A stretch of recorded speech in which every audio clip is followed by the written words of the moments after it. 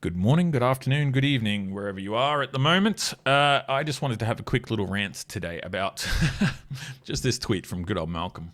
Okay, generally we all know now that Malcolm is a little bit of an attention whore.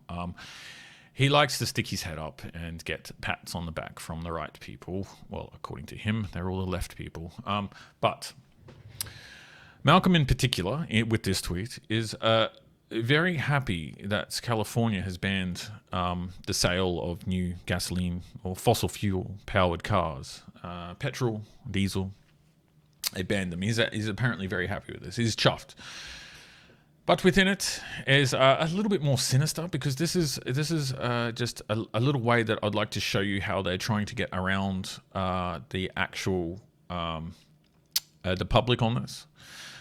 So, as Malcolm rightly says here, it is worth reflecting that only 3 years ago, EVs were going to end the weekend, according to Morrison and Taylor. This surreal scare was backed up to the hilt by Murdoch's Australian media. Okay, cool. So,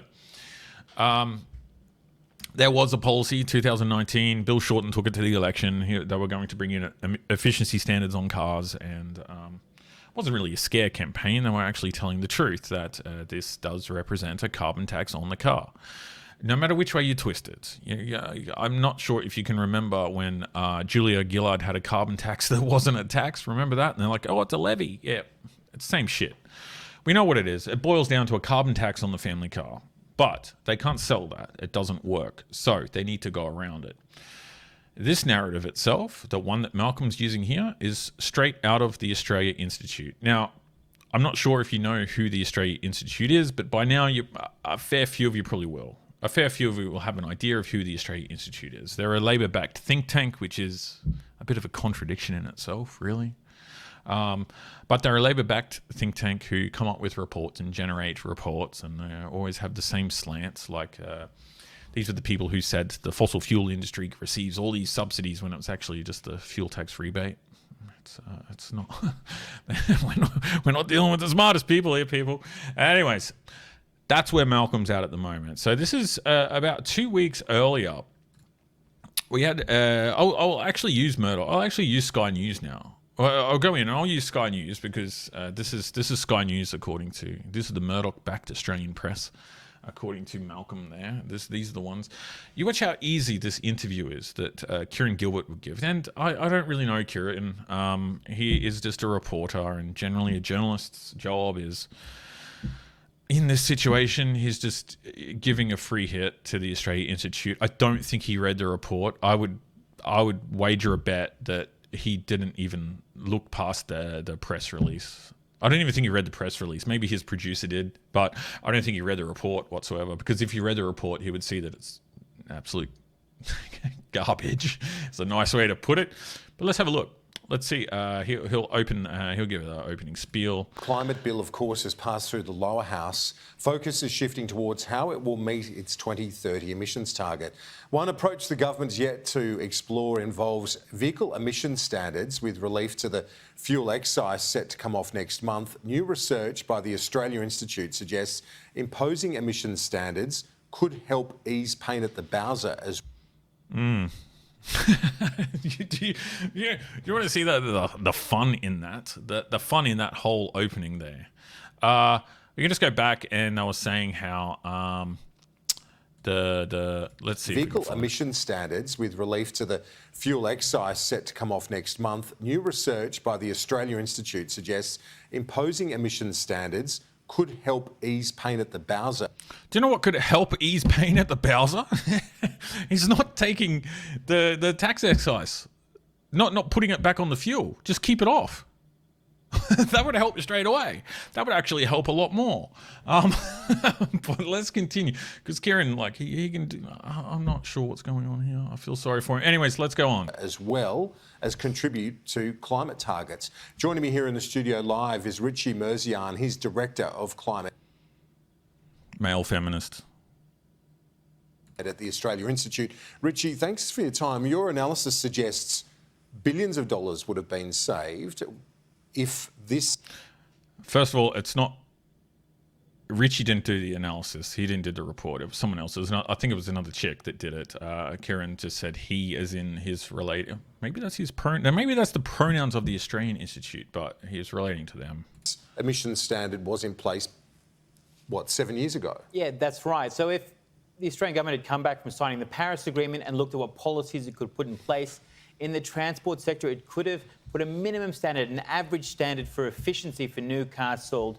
If they did that in 2016, then motorists would have saved almost $6 billion and we would have saved about 9 million tonnes of greenhouse gas emissions. How do you work that out?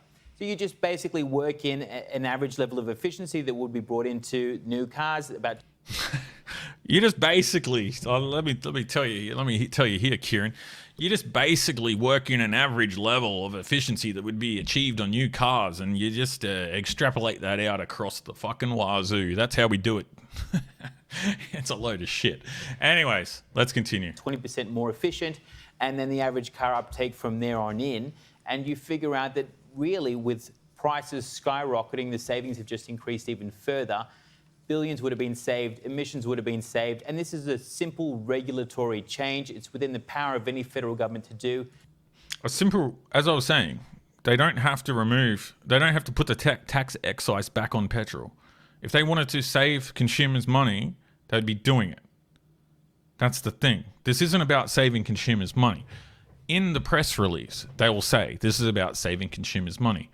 And there was another more underhanded word that was going in there that was really dangerous as well. But this is not about saving consumers money, number one. This is, but let's continue. Let's see what this male feminist has to say. There's been multiple reviews, multiple past commitments, and yet we've still failed to make this simple change happen, and we're all paying the price. What's the federal government's view on it, the Labor government? So the federal Labor... Their view is exactly the same as the Australia Institute. That's how the blob works. This is how it works. It's narrative setting. And old mate Richie here, is his name Richie? I forget. Let's just call him the male feminist. His view is exactly the same as the blobs. He's just going to set the lines for them to repeat verbatim ad nauseum. Government had this as a policy position in 2019 at the federal election. However, facing that defeat, this was jettisoned along with other policies. along with other policies. So Labor did take this to the election in 2019. Bill Shorten took it to the unlosable election. Remember how they were so confident and they had a whole list of policies. They had a whole range. They were going big target, big vision for the future. They got defeated. So their big vision became elbow. Yeah. So that's where they ended up. They scrapped this policy. They threw it out. But that's Morrison's fault. That's what the blob would like you to think. So did Albo take it back to the election? The most recent one? 2022 election? I don't think so. He didn't. He actually lied about that. He said they weren't going to bring this in. This wasn't part of it. They were going to keep the standards voluntary. We've seen the federal government look at what it can do to implement the 43% emission reduction target. That's the thing. They've got the 43% in now. They have to reach that 43%. They've almost pushed it to the limit with fixed power with our electricity consumption. The next two targets for them are transportation and agriculture. They're coming for both of those, but they need a story. That's where this is coming from. And that's where they're going with this. This is the next cab off the rank. Mm-hmm. This is the next change that they should be looking at. And there's a big electric vehicle summit that we're helping to co-host on the 19th of August. How nice of them. That would be a great opportunity for the Energy Minister to actually put down Labor's position, because this is a simple policy you can bring forward. It's simple, people. He said it was simple. That would save motorists money. They'll save you money. Bowser, and save greenhouse gas emissions. And the emissions.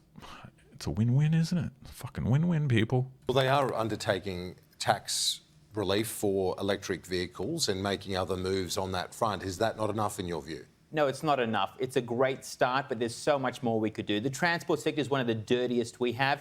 Emissions have risen the most since we signed the original UN convention.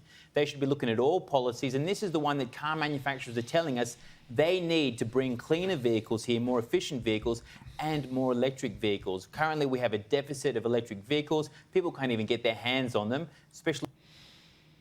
People can't get their hands on electric vehicles all around the world at the moment.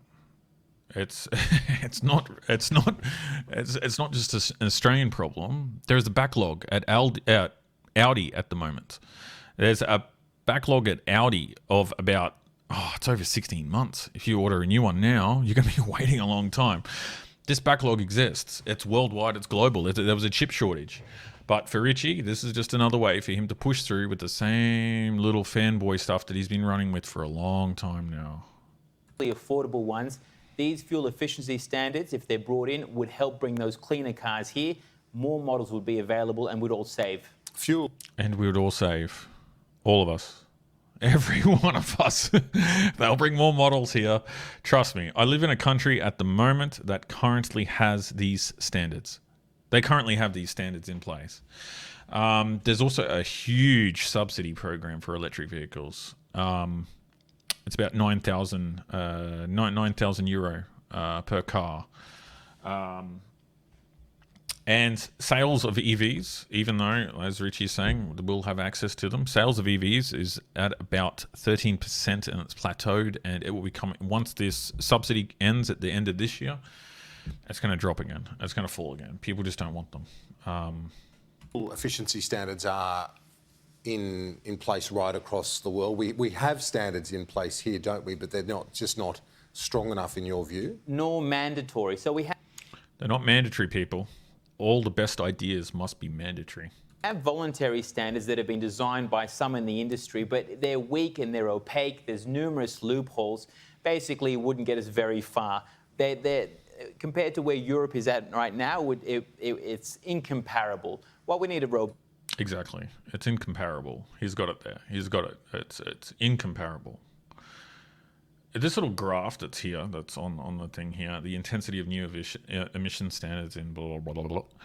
The only way that they were able to get this is, I actually looked into the report because it's someone had to do it. And I'm a bit of a, I hate myself a lot sometimes. So I delved into it because I thought it was a little bit unbelievable, and it actually is. So the standards they've used here for the United States is, it doesn't include light trucks. It doesn't include their trucks, which make up the majority of their sales. This only includes passenger vehicles for this. Australia itself is also, they like their trucks in Australia. So we like our Hiluxes, our Tritons. And they've been included as passenger vehicles. That's how you get this. These people do dodgy work. That's what I'm saying. They just do dodgy work. Anyways, at the end of it, actually, I can go into their report. We can go have a look at their report. One of the key, this is why we can't compare them. Like we shouldn't compare these two countries because it's actually in one of the reports that they reference in old mate male feminist little report that they brought out. One of their key references throughout that whole report is from the National Transport Commission. And the National Transport Commission go on, and they're a little bit more, they're unbiased. It's they go through, they cover a lot of the same things, and they go through, and it's a great report. This one's actually a lot better than the shit the Australia Institute regurgitate. Jesus Christ. But they do break it down, and they do show average emission intensity for the top 10 selling vehicles in Australia, blah, blah, blah. But down here, Ford Ranger and Hilux, they'd be right up there on the sales, I'm pretty sure. Except the Triton. Australians love those cars. There's a reason for that. Families don't gather around, or tradies or workers don't gather around in car showrooms, having a look at the Murdoch papers and trying to match it up to what they should be buying. People don't do that. They buy what they want. They buy what they think is most necessary for them. They're not buying what Richie thinks they should be buying. And that's the problem. He wants them to buy what he wants them to buy. And so far, it's just not been. It hasn't been a good gig for him. But anyways, down in this report, they have a brief paragraph in here. And they are comparing Australia to Europe. And they make this note. They make this note here. What page is this on? Page 24. There are also other consumer preferences that contribute to the difference emission performance between Australia and Europe.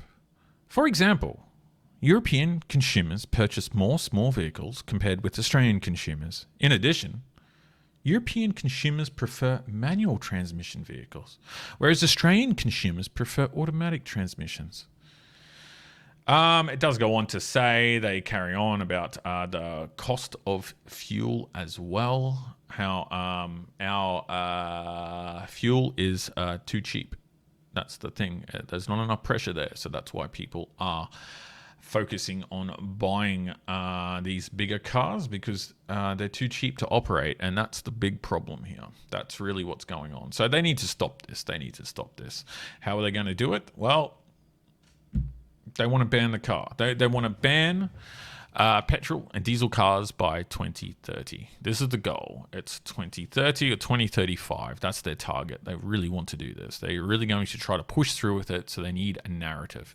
In the actual report itself, that Richie, I urge you not to read this report. You can go in, if you hate yourself as much as I do, you can go in and just take it easy, okay? Don't have a few drinks with you or something like that. Like, keep a friend close by when you're reading this thing. It's it's a little bit scary, man.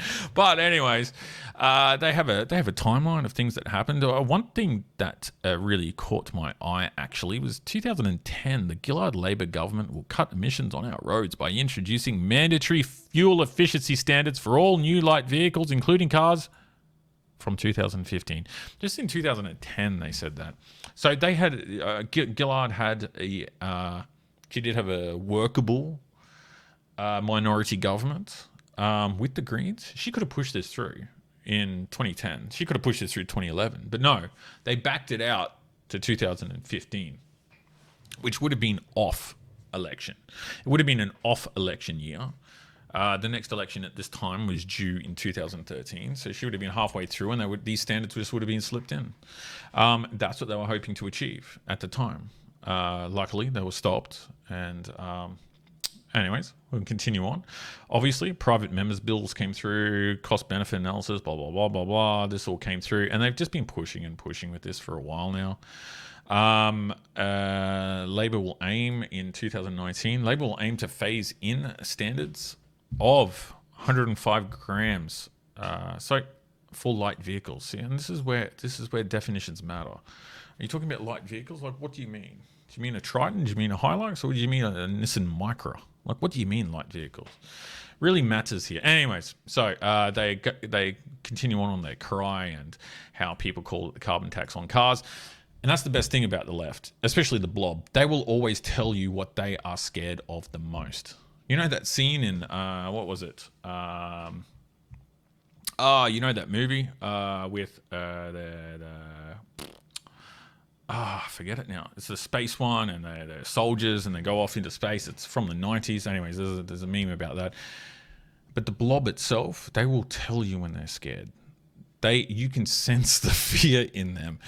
So this is the scariest line for them. This is a carbon tax on cars, and it's something you should always tell everyone. This is just a carbon tax on cars. This is a carbon tax on the family car. It's the only way to do it. They will tell you what they're scared of, because this is true. It's true. And they could say, or they could dodge around and say, no, it's a levy, or it's an imposition, it's a slight increase, or it's a regulation. Like, no, it's a carbon tax on the family car. Don't stop being silly. Like, that's all. Anyways, at the end of their report, if you get this far, bravo.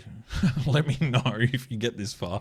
But I'll send you a medal or something. I'll say, Jesus Christ, you're going to need help. Anyways, we'll get down to the bottom. Voluntary standards. They like referencing European standards. And, it doesn't work the same. European cities are different. European distances are different. Australians and Germans drive roughly about 13,000 kilometres a year each. So they're driving about the same distance, except the diesel cost in Germany is roughly converted would be about $3 Australian per litre. So they prefer diesels because diesels are more efficient, and the quality of diesels that they do get are pretty high, except the cost for these cars are a lot more expensive than what you'll get, and that's another thing that they keep saying, that it's going to be cheaper. Anyways, let's go on. Get down to the actual conclusions here that they would love to say. The introduction of a robust fuel efficiency standards that are implemented as soon as practicable have integrity and lead to 100% zero emissions new vehicle sales by 2030-2035 at the latest would not only reduce transport emissions but save Australians money in fuel costs and reduce the nation's dependency on imported fuel. Australia's already got enough fuel. Anyways, that's the goal. They want to cancel all new vehicle sales, all petrol and diesel new vehicle sales by 2035 at the latest. No more Hilux, no more Triton. But they'll dress it up. They'll dress it up as whatever headline grabber they can get. There's a whole bunch. So that's the goal. Let's jump into the second video. This is, once again, Kieran Gilbert. I think this is a week later or something like that. He has someone else on. The conference will be held in Canberra tomorrow with the goal of fostering collaboration between business and politics on electric vehicles. It's the first National Electric Vehicle Summit. Attendees including the Federal Energy Minister Chris Bowen, Atlassian co-founder Mike Cannon-Brookes, and chair of Tesla. What does Mike Cannon-Brookes have to do with electric cars? I don't get this. I just don't. Why?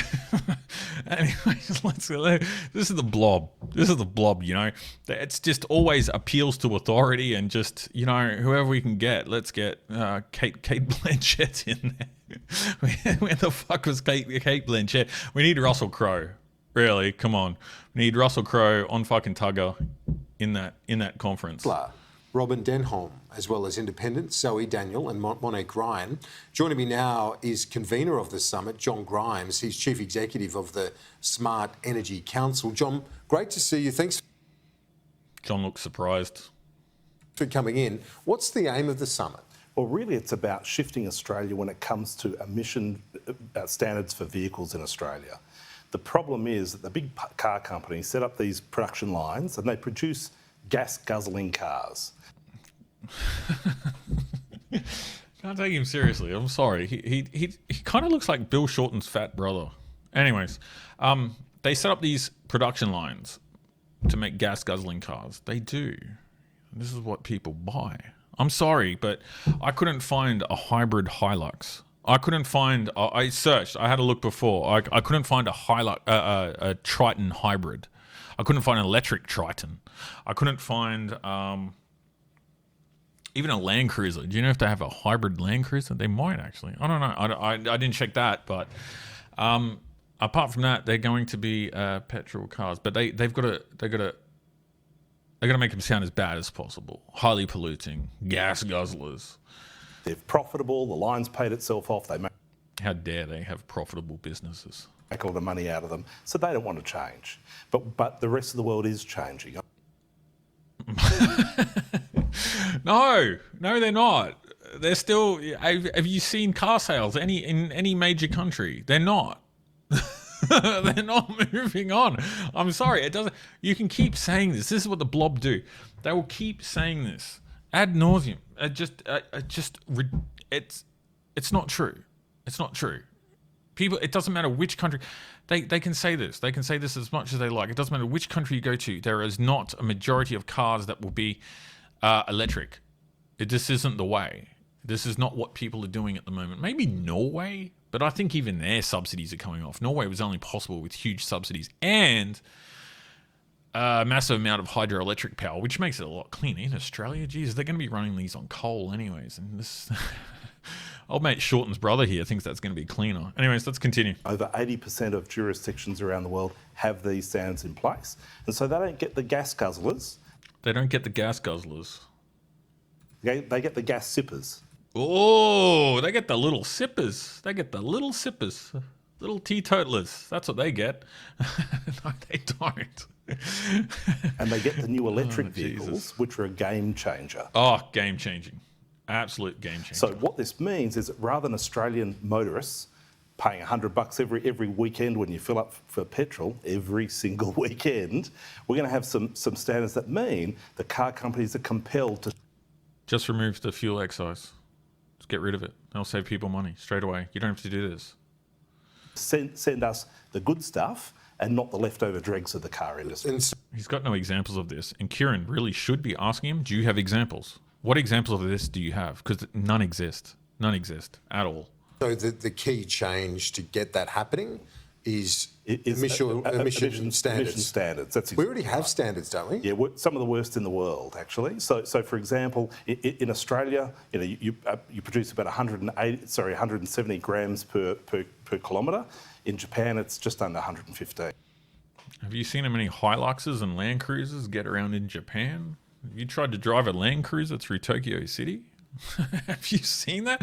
Best of luck. Even in Europe, you take a Land Cruiser into Milan. Yeah, no, that's not going to work. That's going to be that's not good. It's not going to work. So we're missing out because we're not getting the electric vehicles and the new technology here. He still thinks this is the same talking point as the Australia Institute male feminist. He thinks that the reason Australians aren't buying electric cars is because electric cars are not on the market. The top selling electric car in Australia is a Tesla Model 3. It's already on the market. It's already there. The next ones, even in Europe, I think in Germany, the top three would be an Volkswagen ID4, Fiat 500 electric, and Tesla Model 3. They're all available in Australia. Right, did Kieran ask? Did he have a look? I don't think he did. And it gets dangerous because you have people like this who will start demonizing those who don't adhere to this. And who is that going to be? It's going to be struggling families, working families. It's going to be the poor. People who can't afford $60,000 on a Tesla, who are going to be paying for this dude's third Tesla. But they've got to demonize them first. This is where it gets dangerous and it gets very sinister.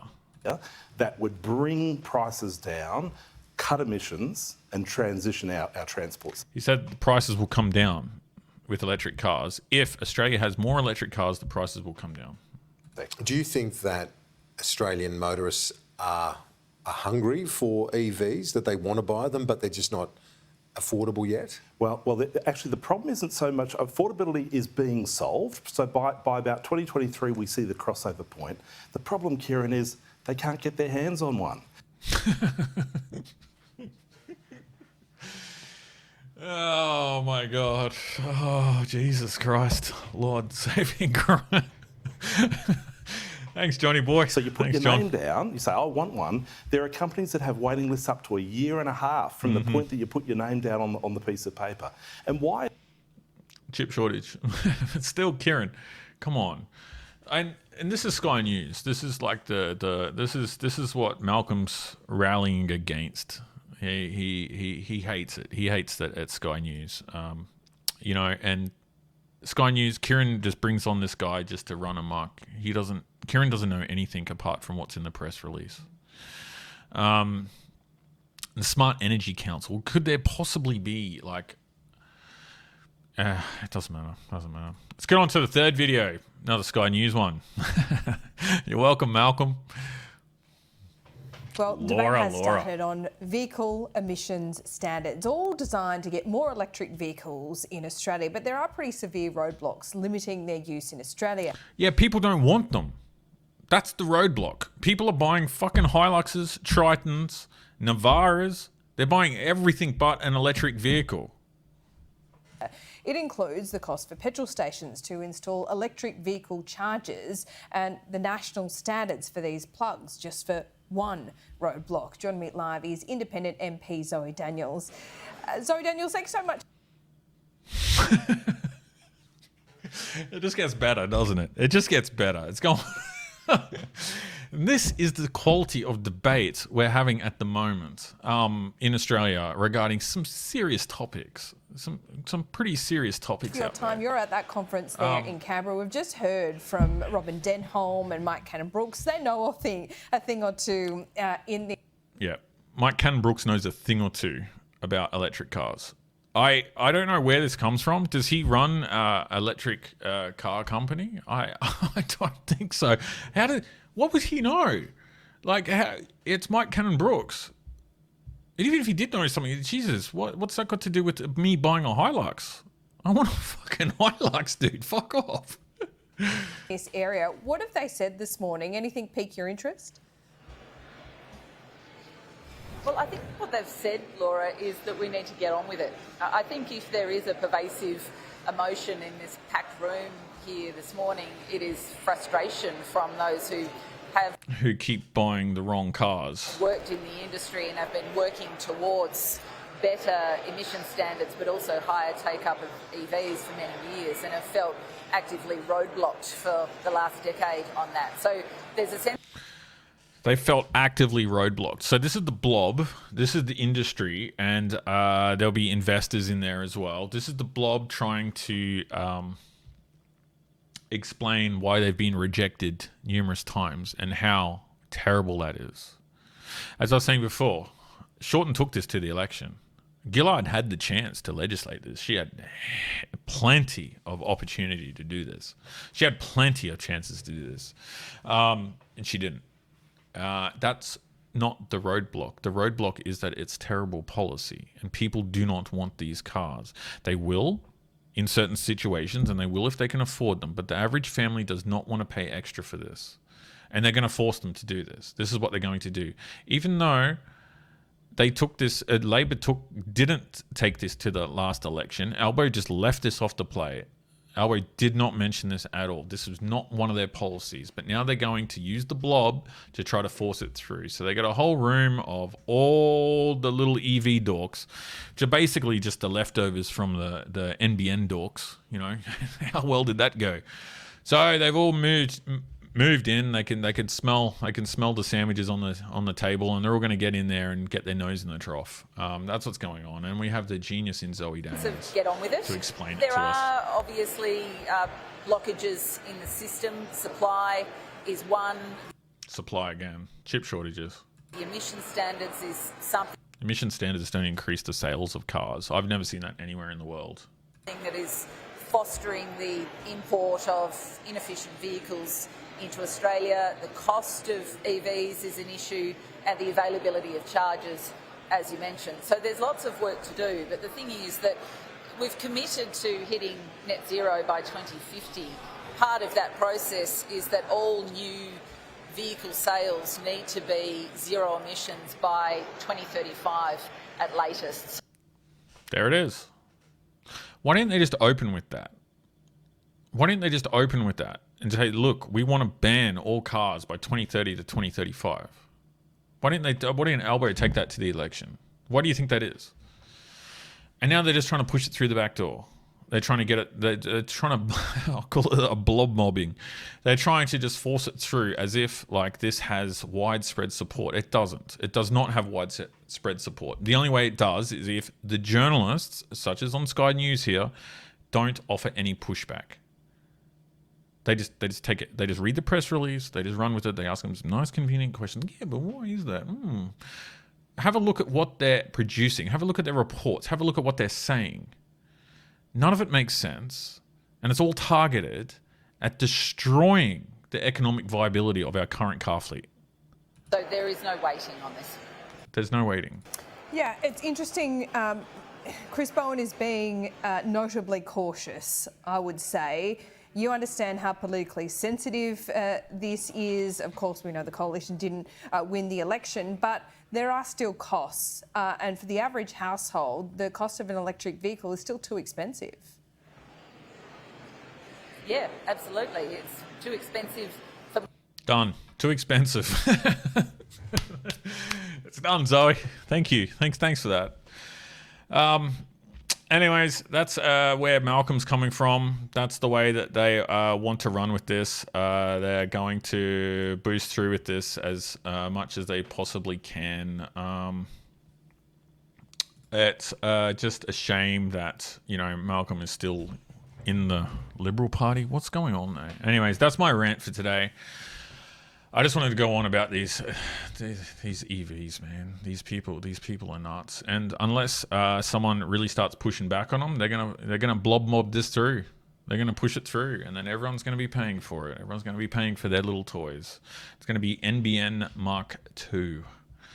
Anyways, have a good day. Have a good night. Yeah, I might see you all later. Adios.